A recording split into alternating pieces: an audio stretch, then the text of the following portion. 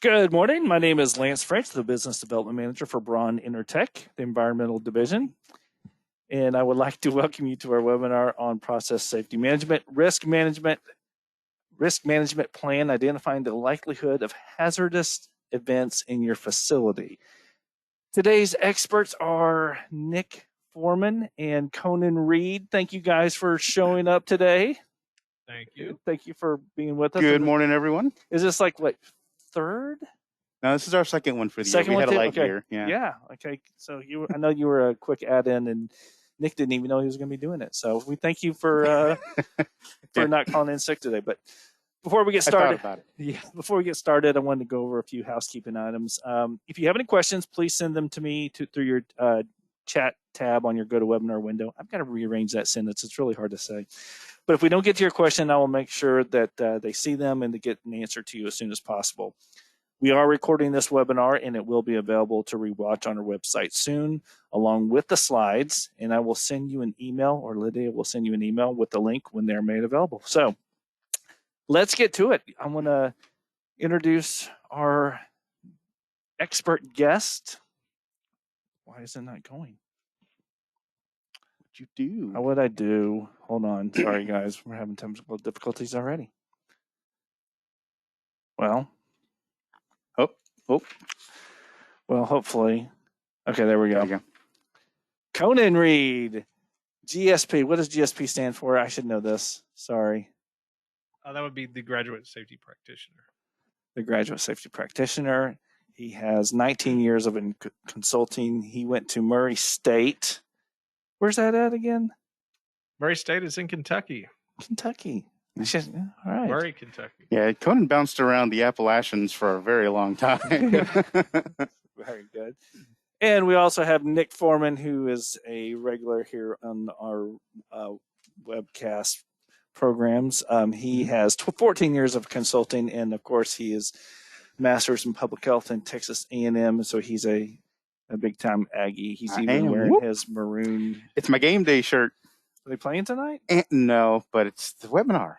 Oh, okay, yeah. And I got a haircut for the show today. It does look nice. So thank you for dressing up for us today. So and just so you guys know, Lance is behind the scenes on a lot of this stuff, right? And over the time we've become really good friends, and we noticed that Lance walked in today with a name tag that has his name listed as Lovable Lance. So he was at the Allen Chamber of Commerce leadership training this morning, and the name that they gave him there, which is very applicable, I must say, is Lovable Lance. So we refer to him today as Lovable Lance. Yes, we are. That's why. We are also in the same room. I think this is the first time this year we're all in the same room. We are wearing our masks. We are. And so that means we're all wearing pants too. So yay, yes. All right, let's get started. That's enough inappropriateness. So, okay, PSM, RMP, what are they? So Conan, you want to kick us off? So the PSM is the OSHA portion of the process safety management. It covers workers, and the RMP is under the EPA, which is their risk management plan or risk management program. Is that it? We were having technical difficulties again, so he was watching us. So the OSHA covers workers, and it's for if you have hazardous chemicals in your workplace, and the RMP covers the environment or your neighbors, and they're similar to some degree. They have a little bit of differences, some intricacies between the two.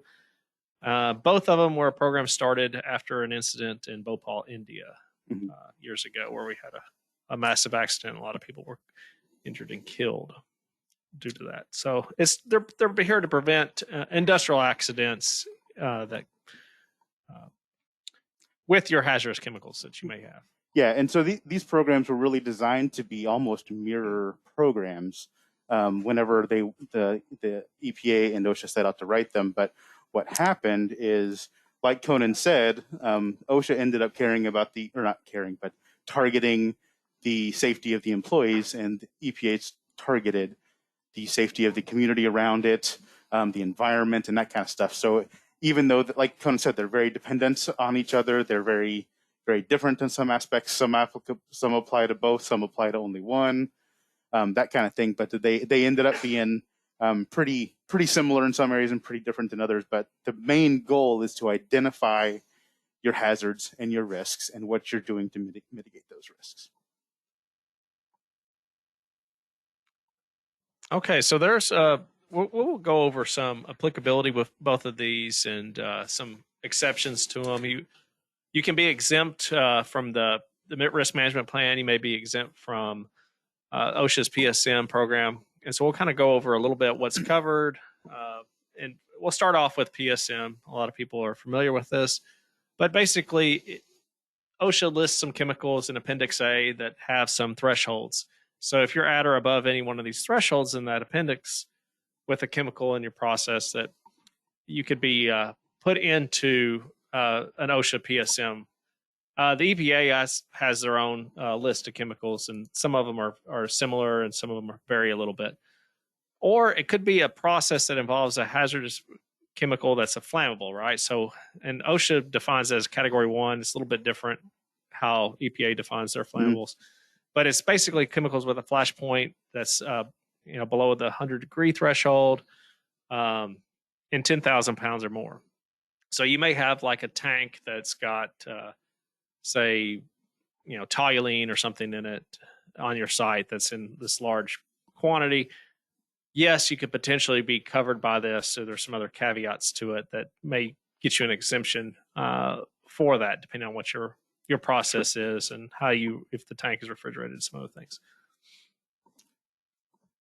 So like Conan said, the big component here is the Appendix A list of chemicals that's referenced, and we're obviously not going to go through the entire list today.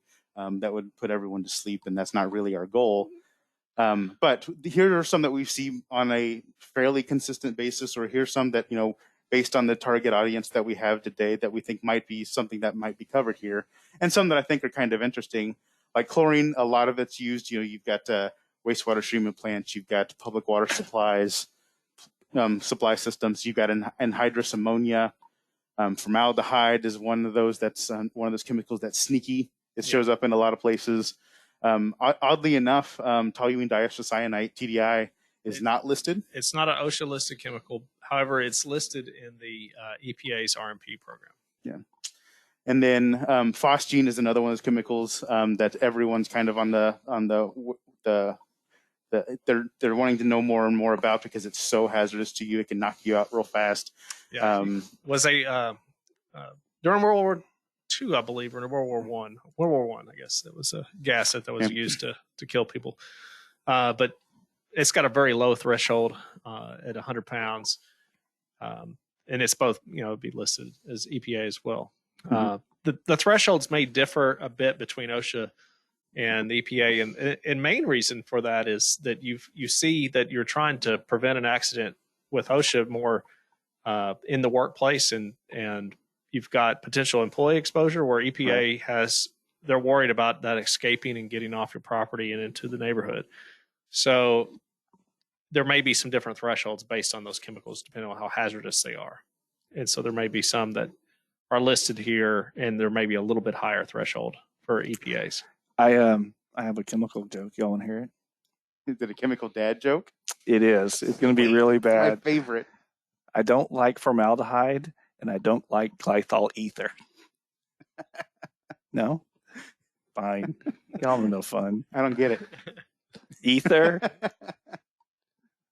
All right. I'm retiring from that then. All right. So here's, again, this is not an all-inclusive list. It is not designed to be an all-inclusive list, but it's kind of a trigger to, okay, do I fall into one of these categories, and should I be thinking about this? These are fairly common NAICS codes or industry codes that we see a lot of RMP and PSM work come out of. So obviously these lists are very chemical based. So and most of these, like if you're listed one of these NAICS codes, you would fall under when you're doing if you're doing your determination of which program you are. If you answered yes, probably to one of these, you're going to be kicked into potentially an EPA RMP program level. Yeah. Yeah, 2 or higher. Yeah. Okay. Yeah. Sorry. Again, we were messing with our mics. So thank you, Conan. And then again, you'll see here that a lot of these are very chemical based. And so obviously the RMP and the PSM programs are based on chemicals. And so you'll see petroleum, you'll see coal products, miscellaneous, and plastics, and all these things that are very chemical based is where you're going to find most of your work here. Some exemptions that OSHA has for the PSM, if you have a site that you have gasoline tanks, for say, that you use to refuel your vehicles on your facility, those would not be covered because that's used as a fuel for consumption. If you're using that there, but for something else, then it may, it could easily be covered. However, your propane, your gasoline, and things that are used as heating or as a fuel source would not fall under the PSM. You get an exemption for that. So that's weird, interesting to me, because the only reason why I would think that it would not get an exemption, because you have people, very untrained people, just using that stuff all the time anyway. But yeah, so you could have a large quantity of, say, propane, a large propane tank but you're using it just to heat your facility. You would not fall under PSM. Now, if you use that propane tank there and tied into it to use, so maybe you were doing some other process with it that's not heating, like maybe you were using a brazing operation or something, then it would be covered if you were over the threshold quantity amount. Some other things, if you've got flammable liquids that have a flash point that's below 100 degrees Fahrenheit, it's in atmospheric tanks. They're not refrigerated, so you're not trying to chill them down to keep them below the flash point. That may be exempt, because if it's an atmospheric tank, you have some exemptions there as well. Mm-hmm. That's a nice slide, by the way. So. It is a pretty slide. So a couple other exemptions for PSM. If you qualify as a retail facility, meaning, and they base it on a 50% test. So if you look at your sales for the year, and over 50% of your sales for the year, or your money earned that year, is attributed to direct sale to a consumer, then you qualify as a retail facility. If you're selling it to a secondary manufacturer or secondary facility that's going to do more with it or use it elsewhere, you lose that exemption. Yeah, if you start selling more than 50%, right? Yeah, sorry. Yeah. So that defining characteristic there is that 50%. So, oil and gas well drilling facilities and servicing operations are not exempt. A lot of them are remote. So the next one here is normally unoccupied remote facilities. A lot of them are remote, and some of them are not unoccupied. You've got the nodding donkey there. I don't think I've ever seen a person actually working on a nodding donkey. I know it happens. I've never actually seen it, type thing. So so those are 3 more exemptions there that you could possibly fall under. So if you find that you have some chemicals and you went through and you aren't exempt on any of these, and we talked about the atmospheric tanks. It could be, I've seen some places where they have atmospheric tanks, but then those were pumped into another tank that was large enough as a blend tank that now they're no longer exempt, because the blend tank is a little different. So they lost they weren't exempt because they went to that. So you find out you're not exempt. You need to start determining how you're going to do your program, essentially. So you get all your process safety information. This is the hazardous chemicals that you have that are above those thresholds. You want to get those SDSs and that information about that. Pull all your other information about your process, any controls that you have, the types of equipment, the types of lines, materials, valves, all that information about the equipment and things in your process. And then once you pull that together, you can start performing your PHA.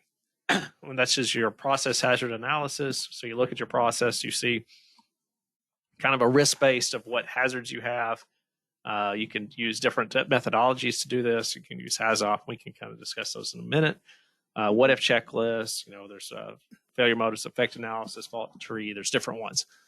And then after that, you would start developing your PSM program. And a lot of times you may do an initial PHA and then revisit it.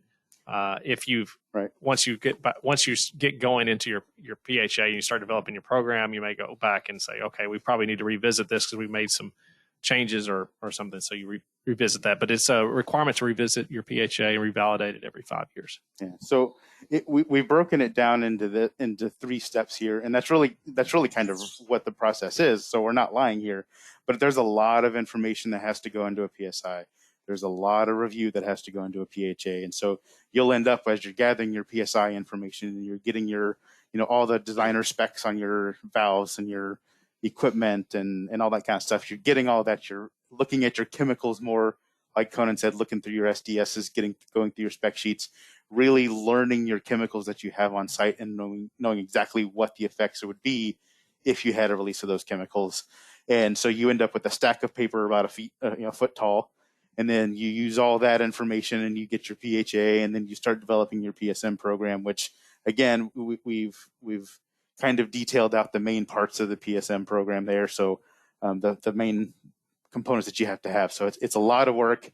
It's not a one-time thing necessarily. So you have to, even though it's 3 steps, there's quite a bit of work there. Yeah. So here's one of my famous questions. Is the same person doing the PSI as the PHA, or should they be different people altogether? Or so your folks that are pulling together your process safety information could be some plant engineers. You've got some safety people. You've got you guys maybe some production employees, and you want to still pull those same folks that understand the process in the PHA. So they'll be your experts. So the PHA will have somebody as a facilitator to kind of get you going with the methodology that understands that, and then you're going to have the people that are there to go over, like, what if this happens? What safety measures do you guys have in place? How risky is this? Is this like something that's going to happen on a regular basis? Is it something that's very unlikely?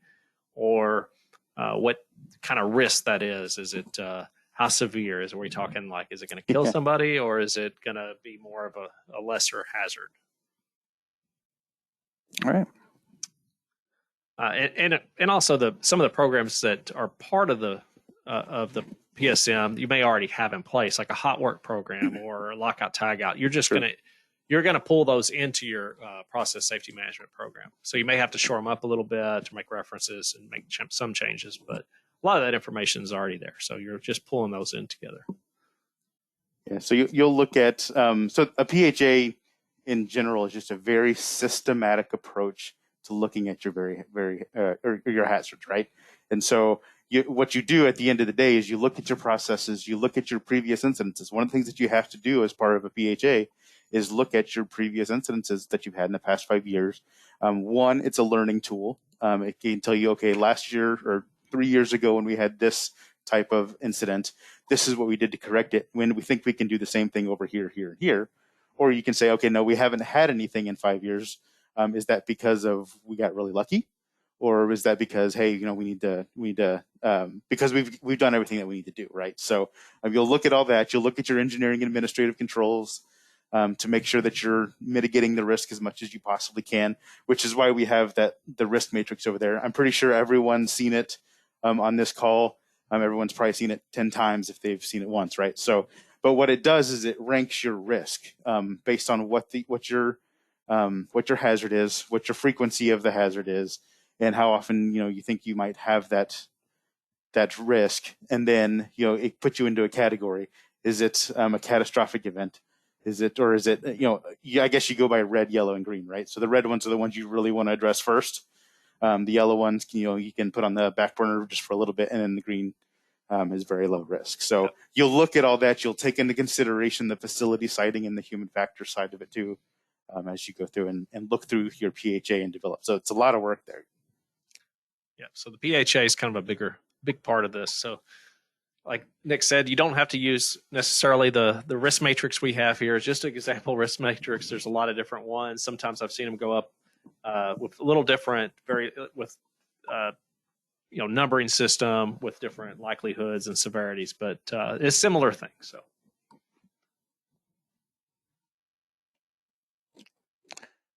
Yeah. For everybody, we're waiting for Lance to proceed the slides. So. Yeah. So we talked about the methodologies, just touched on it a minute ago. So this is the methodologies for doing your PHA. You've got the what if checklist. You have a HAZOP or hazard operability study. You could have a failure mode effects analysis. You could have a fault tree analysis. And there's more. Yeah, there's a lot of other ones that are out there. Most people are familiar with either HAZOP or what if checklists. And there's a lot of software that's out there that you can get to help you do a HAZOP study. There's, PHA Pro, there's Open PHA. There's some of them are free, which is nice. Sure. And then you can get a subscription to those if you want to have a little more reporting capabilities of it.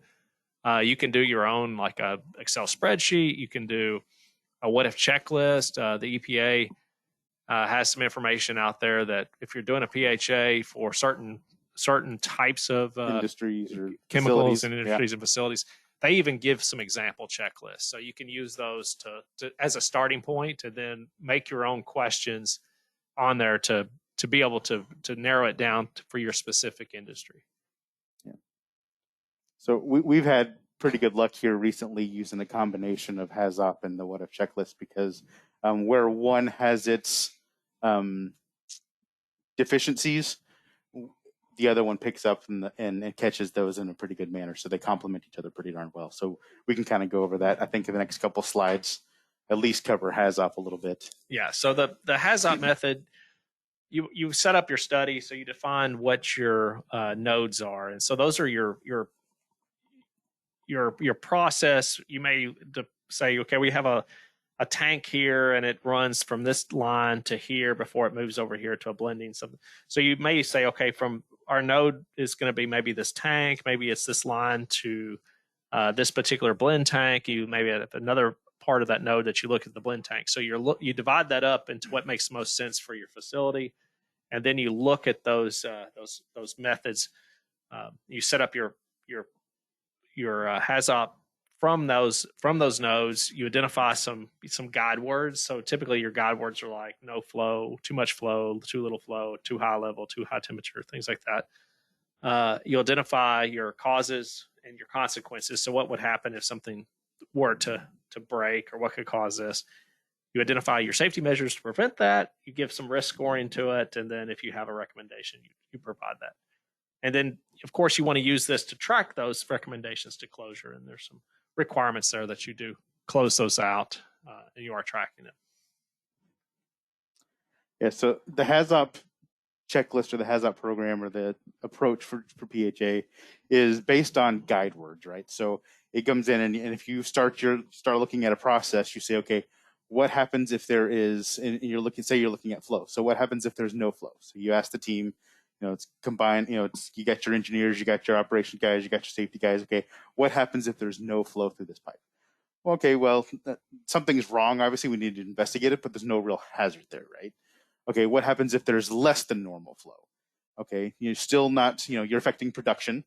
You're not really necessarily in a hazard of, maybe something. They're not going to be an explosion, right? But okay, so what happens if there's reverse flow? Okay, well that now we're starting talking about some serious potential impacts, right? So you go through and you use these guide words to tell you or to direct the conversation, right? And so if you have way too much pressure or high pressure, what happens there? Obviously, pressure is one of those things that is or high pressure is almost always one of those things that if it's higher than normal, it's not a good thing, generally speaking. So you go through and you use these guide words and you go through the nodes that you've already talked about before. And this is really where we see the what if checklist complete the PHA process here a little bit or complement it, because this might not necessarily see the human component to it, right? So you're looking at valves and you're looking at, flow from here. It might not represent the siting, the siting factors and the human factors there that you might not catch with the HAZOP design. Yeah. And so if you can see the parameter and the guide word, the deviation is typically what you're going to see in the HAZOP methodology, and you're using that parameter and guide word. You can change these around a little bit. These are just some example ones here. So your parameters flow, you got pressure, you have maybe temperature, viscosity reaction, something that's going on. You add those guide words to it, and you get a deviation, right? So it could be misdirected flow is what Nick was saying. Well, a lot of times misdirected flow could be somebody opening up a valve in the wrong place. So that may catch some human factors to it. However, it doesn't necessarily, it may not catch all the human factors. So you may want to have a combination of what if checklist to go with this. Also, you can also do the your facility siting. You can get some questions based on specifically on that. So, besides things that are a HAZOP methodology, you could maybe talk about earthquakes, facility siting location, Texas, like if you're in an area that's susceptible to that. Yeah. So one of the drawbacks to HAZOP is that it gets really repetitive. So for each one of those nodes, you're asking, what happens if there's no flow? What happens if there's less flow? What happens if there's some flow? What happens if there's this? So it gets really, really repetitive. So what we do is, you break it up, and that's when you introduce the what if, and it adds a little bit of spice to the room whenever you're sitting in there getting really sleepy. Okay, yeah, he just asked almost the exact same question 5 seconds ago. So yeah, and a lot of times when we're doing these, you have the group of people that are in there. Some of them are maybe very familiar with this and have gone through it before. You may have some people that are new to the process and they haven't gone through a HAZOP or a PHA before at all. And so when you're going through that, you need that facilitator to help you kind of guide people along. So what I tend to see is you have some people that'll give you a lot of nice answers for something. You'll say, well, what happens if there's misdirected flow or no flow here? And then you have another person that says, well, that can't happen. And then you're like, well, okay, why can't it? Is there a safety measure in place? Well, yeah, we got that. So a lot of times those guys are the ones that tell you about all the great safety measures. The other person's like, maybe will tell you about the accident. So you want to pick that team out to give you all those answers. Yep. That is a perfect segue, Conan. Well, yeah, I was about to say, this sounds really complicated. Have you guys ever gone to places that tried to write these things on their own and just like, guys, you really need an expert on this one? Or is this kind of one of those, you can do it yourself, but yeah, so don't try this on your own, kind of answers that question a little bit. Yeah. So, and we're not saying you have to use a consultant. I mean, obviously we'll tell you have to use, just jokingly. It's a good idea to have a third party look at these for sure, because it's introducing a new set of eyes, a different perspective, someone that doesn't know your facility and might just look over something right away, right? And use your expertise, what you've seen in other facilities too. And it's like, hey, this didn't come up until, something, a tornado came through and we realized this. So, because I'm sure that's a lot of this stuff is predicting the unpredictable, right? Or trying to, as best you can. Yeah, trying to minimize the effects when you do have the unfortunate event of a catastrophe. Yeah. And if you select a good team, it makes things go a lot quicker. So you're not spending as much time, because if you've got some people that are very experienced in this and you got some people that have good knowledge of your process, they can answer these questions a lot faster. Sure. When you're running through it, you may find yourself, if you have a less experienced team, that you're trying to follow up with the people that do know what that correction is, or specifically a control measure that part of the team may not be familiar with. So is this in place? I don't know. Let's follow up with so-and-so. Well, why is he in here right now? Sure, right. Well, and that's the other thing, is you want to have a team that's dedicated to this and not just going to show up for every other meeting or every third meeting, whatever it is. You want to have a team that, as you're doing the PHA, is going to be involved as much as possible. So these can last several days. We've done some here in the past, and more recently with people working at home.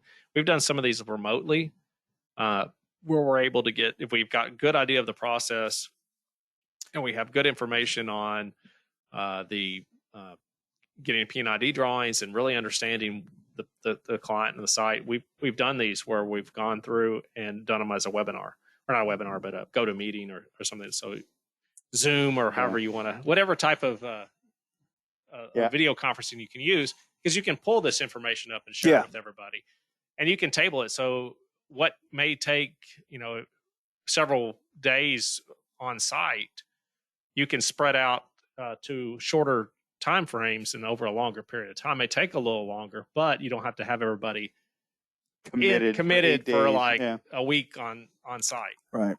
Yeah. So obviously that's, that the availability to do it remotely or virtually is somewhat dependent on, the information available, how well the client and we understand the process. I mean, I think that the two we've done remotely have been clients that we're at their facilities quite a bit, so we have a very good understanding of what it is. So yeah, we had just recently walked through their facility before we did that. We made it and pulled that up, so we were able to get everybody was on the same page. Yeah. So again, this is one of those things. This is not a one and done deal, right? RMP, PSM, both of them. You have to pay constant attention to it. Developing your program, changing your program, doing your management of change. But as a general rule, the audit should be performed every 3 years to ensure compliance. And then you have to do your PHA update and revalidation every 5 years. So there's always something going on with RMP PSM. Is that it? All right. So we'll run through we're picking on lovable Lance today. That's what we're gonna do. Why did I wear this name badge? Oh, I'm gonna kill myself today. Why did I do it? There's a story behind it, but we'll get into it later. So all right. So we wanted to do a scenario here. So Lance has not been fed the answers. We don't know if he'll get it right. We don't know if he will or not. But probably not. But this is just a hypothetical, right? Hypothetical. So we've got a large manufacturer, and they make air conditioning units, right? So they've got large reservoirs. They're moving a lot of equipment. They have a large propane tank, about 10,000 pounds, and it is as a reserve in case their natural gas usage. Normally, for their brazing operations, they use a natural gas. But in this case, they have a backup tank of propane that's 10,000 pounds, and they use it as a backup in case they don't have natural gas that day.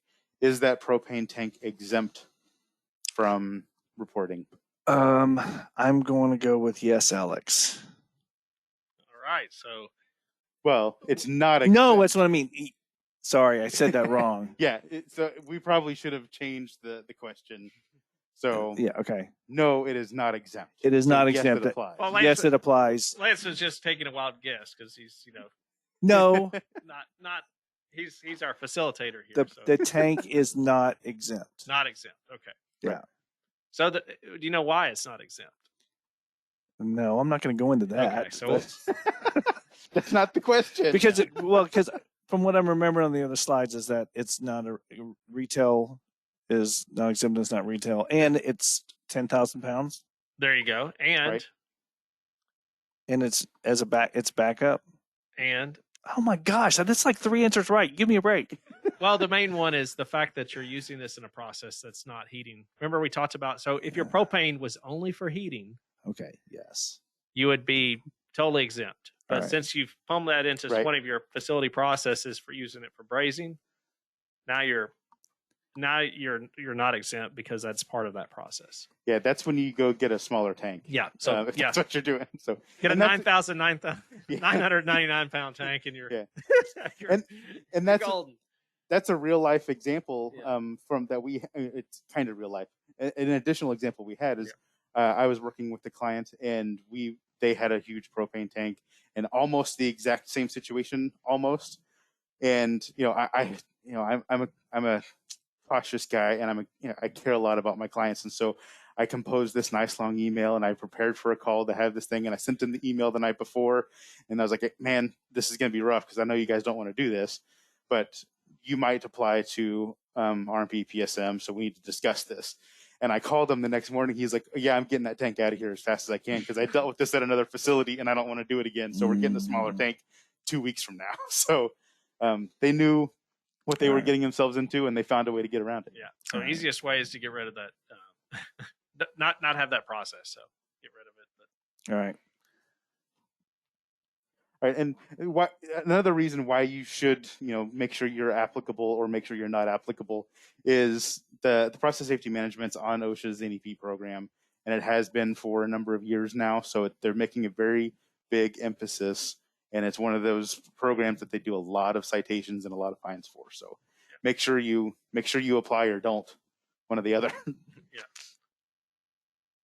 So these are also the other national emphasis programs OSHA's got, but process safety management is active, and it's been active for a number of years. So.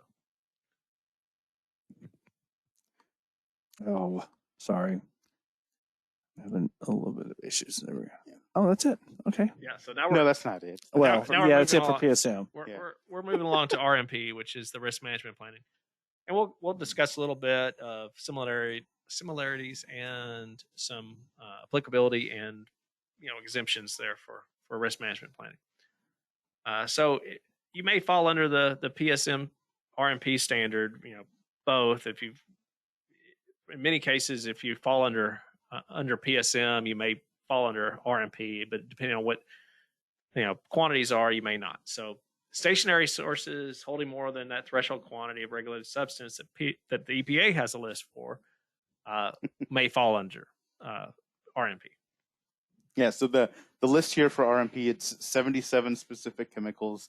It's actually a few less chemicals, but compared to PSM, but it's very specific, just like PSM has a very specific list. So if you have a PSM, will you automatically have an RMP, or sometimes both and sometimes Lance? Did I ask the wrong question? No, it's a perfect question. It's a perfect, yeah. So sorry. Yes, no, and sometimes. So. Okay, yeah.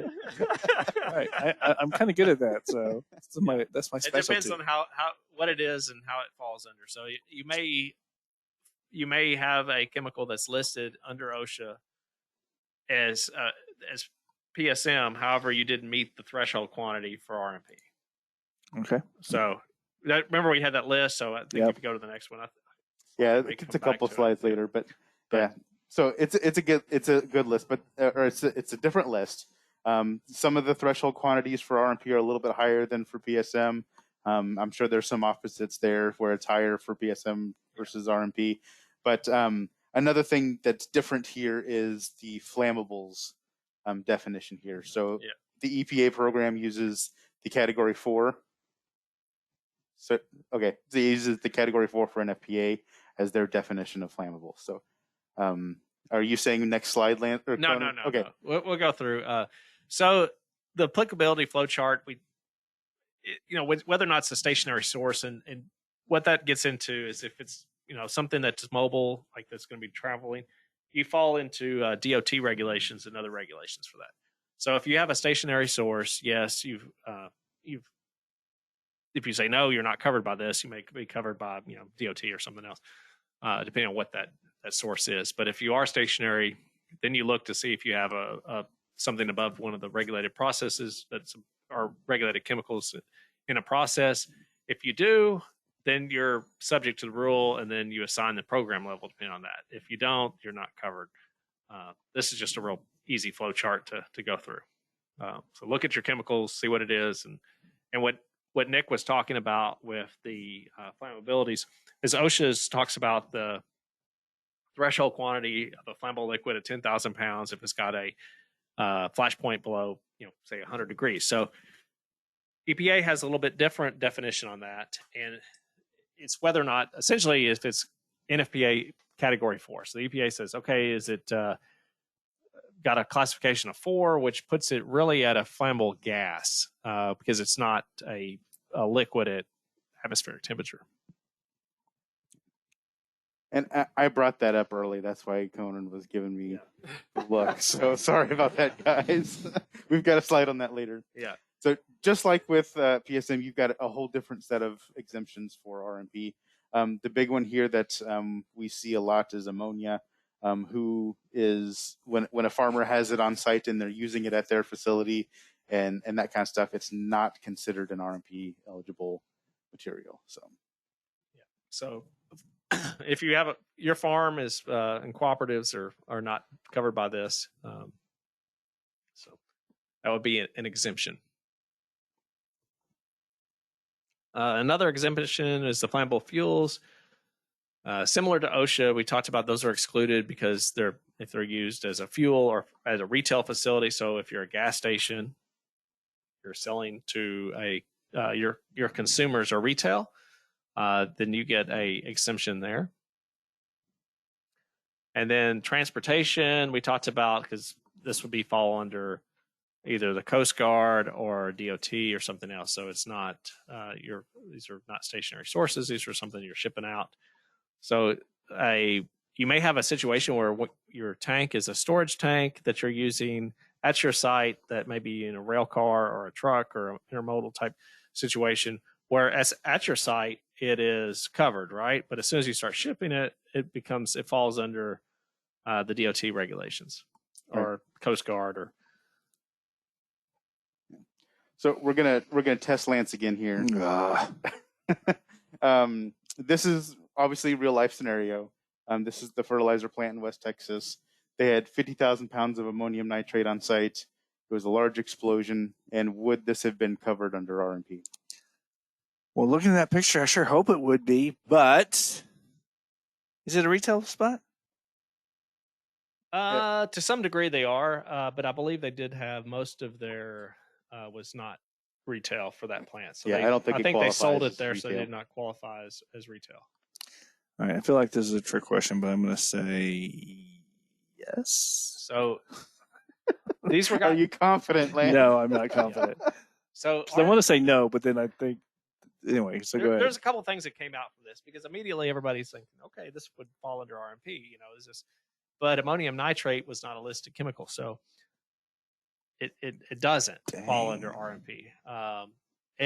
And evidently this was due to arson and not a facility accident. So whenever they did the investigation on it, somebody actually set fire to that facility using some incendiary devices to start that. Yeah. But ammonium nitrate, the fertilizer that was used, stored at the facility, which could be potential issues if it gets mixed with diesel fuel and some other things that causes to make an explosive essentially. Yeah. So under normal circumstances, ammonium nitrate itself wasn't hazardous enough for RMP to go, or so the EPA to go back and add it to the RMP list. They actually did an assessment. They did a study. They did an evaluation to see whether or not they wanted to add ammonium nitrate strictly because of this incident. And they came back and said, no, under normal circumstances, unless you have someone using arson or committing arson, then under most circumstances. So just having ammonium nitrate isn't enough to cause that explosion, right? Yeah. Somebody had to set it on fire. There was some other. There's a lot of conspiracy theories about this incident. Yeah. Okay. All right. So here's some example, and we wanted to show where the chemical thresholds were the similar, different, and kind of things. If you see the anhydrous ammonia, both OSHA and the PSM and the RMP have a very similar threshold. This is 10,000 pounds, whereas your chlorine, you may fall under the PSM, but not necessarily RMP, depending on your quantity. Because if you have 2,500 pounds, you're going to fall under, but if you have less than that, you're just under the PSM program. Formaldehyde is another example. And the reason is if you think about why OSHA's is smaller is because you may not, if you had a release, you're not necessarily going to release that into the environment unless you get above these larger quantities to affect your neighbors. Yeah. So you may hurt some people or have a fatality in your facility from having a release, but you're not going to affect the neighborhood. Yeah. So one thing that we probably ought to mention here, and I don't think we mention it later, Conan. I know our slides have changed quite a bit in the last 24 hours, but when you're looking at your storage capacities here from an RMP standpoint, you're looking at connected tanks. You're looking at tanks that are really close together. So say you've got two 5,000-gallon tanks that are 10 feet away from each other, and they're extremely volatile and they're flammable, and they meet the definition of NFP category 4, then even though they're two separate tanks of 5,000 pounds, then because they're so close to each other, you count them as one unit, one process there. Same thing if you've got a tank that's, tanks that are really close to each other, but you have a firewall between them, and you've gone through the engineering calculations and make sure that if one ruptures, that's not going to affect the other one, then, if they're both RMP chemicals, you would have two separate processes or two separate units. because you've got that gap there, and one's not going to blow if you've got the other one. So those two would not be additive to count towards your threshold quantity, if that's what Nick is getting at. So you may, if it's all interconnected, it would be 1, and that's going to be towards your threshold quantity of, say, 10,000 pounds of anhydrous, right? But if you have, say, a 5,000 pound anhydrous tank located really far away from another 5,000 pound and it's not interconnected, then that would be 2 different processes and would not go towards that total threshold quantity for that process. Hey, how do you say that that TDI? Toluene diisocyanate. Diisocyanate. Diisocyanate. Cyanate. Oh, it's a descente. Yes. All right. So what does RMP require? So you have to address 3 areas here. You do your hazard assessment, your prevention program, and your emergency response program. Your EPA has some a little different rules on RMP as opposed to what OSHA does with PSM. So because you're worried about your neighbors, and so your prevention programs kind of really affects how to deal with an emergency release and who you contact and how to get the local emergency planning committees involved. Your hazard assessment and your release points, where your likely release points are, where the neighbors are located, how close are they to your facility, what you're going to do as far as a release goes. So you identify those and try to get a response program to get your neighbors out of there, or they know. You work with that local emergency planning committee so they know to evacuate the area, or to have a shelter in place program or something if you had a release. Yeah, and one of the articles I was reading last week was talking about the different citations you can have under RMP, and the most frequent citation that you see is that you haven't either documented or you haven't communicated with the local emergency planning committee or the nearby first responders to show them what you're doing and let them know what's on site and how they can help out, and when what are you going to cover as a facility and what are they expected to cover. They don't have that communication there, or that documentation of the communication there. So it's very important that's it's one of the critical steps here of the RMP program that you let your emergency responders know what's going on. And these guys like to be involved. They like to come out to your They don't site. want to be surprised. Yeah. They like this. They want to come out and help you, and it gives them an opportunity to get out in the field and do some practice, essentially, a lot of times. Sure. So you have your different program levels. Your program 1 is the easiest of these, and it goes for the more difficult to program 3. So if you have a process that's not going to affect the public in a worst case scenario so you don't have any accidents, you've got nearby public, but your release points are further away. You haven't had a big release. You may be eligible for the program 1, and this is going to be a little easier to maintain. It doesn't require as much as hazard assessments, and things are much simpler to do. Yeah, you still have to do the worst case scenario release. You have to do your 5-year accident release, or your 5-year incident report or history, and then you have to certify that there's no additional prevention steps needed, that you've got everything taken under control, and you've got emergency response coordination with your local responders, and then also that you, as with all of the RMP programs, you have to submit your document to the EPA for the covered processes. So here's kind of a different program level, and I hope everybody can see this, but this is just a little flow chart to help you decide. So you look and see if you have any public receptors within the distances based on your endpoints and your worst case scenarios. And if you say no and you don't have any of this, then you say, okay, have offsite impacts occurred due to releases from the process? So if you haven't had any releases or offsite, you're eligible for program 1, which makes it a lot simpler. However, if you answer yes to that top one, then you go, okay, are you covered under OSHA PSM? So then you have to go back up to the beginning of our presentation to see if you're fall under that. But if you say no, we don't fall under that, then you said, okay, are we listed as an NAICS code? Is our NAICS code listed? If it's not, then you could be subject to program 2.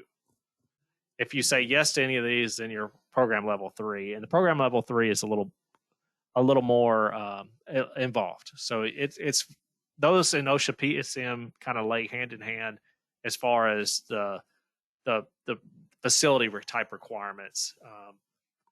Program 2, it differs a little bit with hazard assessments. It's a little slightly easier to maintain, and then program 1's even easier than that. Yeah. So as you go through 1 to 3, you're fine. We can talk about it without seeing the slide. So obviously, if it doesn't fit into 1 and it doesn't fit into 3, then the default there is 2. Yeah. And so 2 is a little bit more stringent than 1. 3 is a little bit more stringent than 2. 3, you've got to do all sorts of, you've got modeling, you've got to do your process hazard review, you've got to, obviously document your communication with the local emergency responders and that kind of stuff. So as you move up in the levels, there's more and more responsibility and more time that has to be committed to the program. And EPA's program level 3 really mirrors OSHA's PSM program. Right.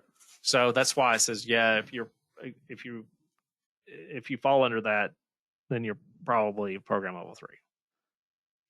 Yeah. So but you could fall under that OSHA's PSM program, but not be, because you may not have any incidents and release or endpoints that are close by. You might be out in BFE somewhere and you don't have any nearby neighbors, and it'd be nice. So you're not okay. We're just program 1. Right, yeah. An issue. So exactly. So there's a whole lot of consideration, a whole lot of time and effort that has to go into these, and you'll think you've got a grasp on it. You'll do your first pass at this and go, I think I apply to RMP program level 1, and then you'll go through and you'll look at it more and go, okay, well maybe I'm 2. So and you'll talk yourself into 3 different ways probably when you first do this.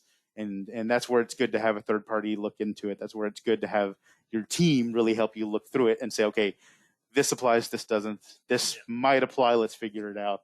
And that's why the team's so important, guys. I mean, you cannot do it on your own and make sure you've caught all your hazards, caught all your processes, caught all of your chemical hazards, all that kind of stuff. So it's really very important that you use your team.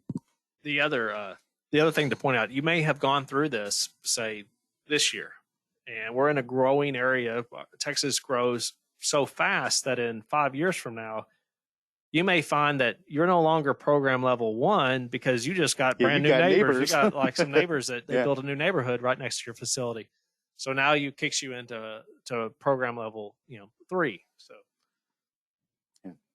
So Lance, this will make you feel pretty good about yourself, right? So your first question earlier was such a good question that's what we lead off with on the conclusions, right? Very nice. You need to know your applicability. You can be RMP, you can be PSM, you can be RMP and PSM, you can be one or the other or both or whatever it is. So you need to make sure that you know your applicability. You need to make sure you know and can defend your exemptions or your exclusions and that kind of stuff. So both of the programs are very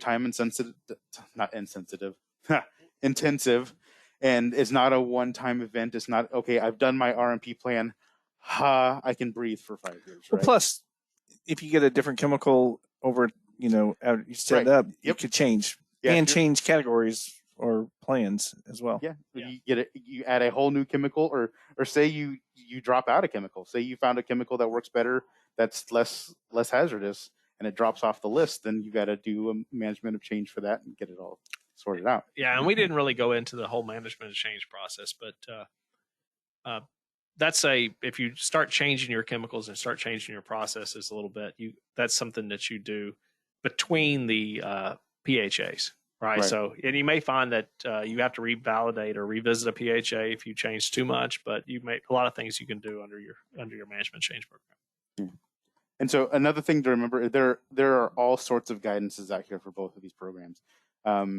You have to be a little careful with what you use, because say a letter of interpretation from OSHA on one topic might have been from the early 1990s or 2000s, and since then it's changed. I know there were a bunch of changes with both of these programs here in the last probably 5-10 years.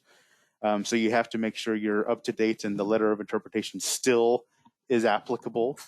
So you got to be a little bit careful there, but there's a lot of guidance out here, guys, for it. So if you want to, if you're digging around and you need something, feel free to give Conan and I a call. We can help walk you through it.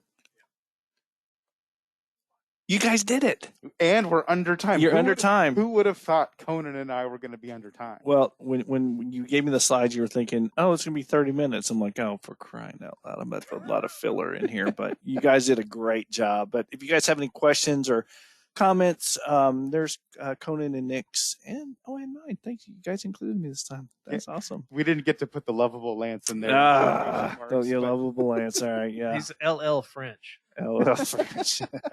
A little cool French. So if you want to contact these people, now I don't know why you would, but if you want to contact these guys, they are a wealth of information. So guys, thank you so much for thank you, Lance. You guys. And this is to put one of these on. I know how much work it goes into, and I appreciate it, as does our audience. And our next webinar is actually, this is the last one of the year. We finished the year. That's just amazing to me, but it's been a crazy year. But the next one's in January, strategically building effective relationships with regulators. That's going to be with Jeff Smith and Jennifer Adams. And that one's going to be, a good one. That's going to be a good one. Yeah. It's very important to have a positive relationship with your regulators, whether or not it's the city, the state, EPA, OSHA, whatever it is. It's always good to have a positive, informative relationship with your regulators. So I just want to remind everybody that we did record this webinar, and we will be sending that out. It'll probably be tomorrow because I got to go back to my class. But thank you again for joining us, guys, and we will see you next time. Have a great day. Thanks, guys. Thanks for joining.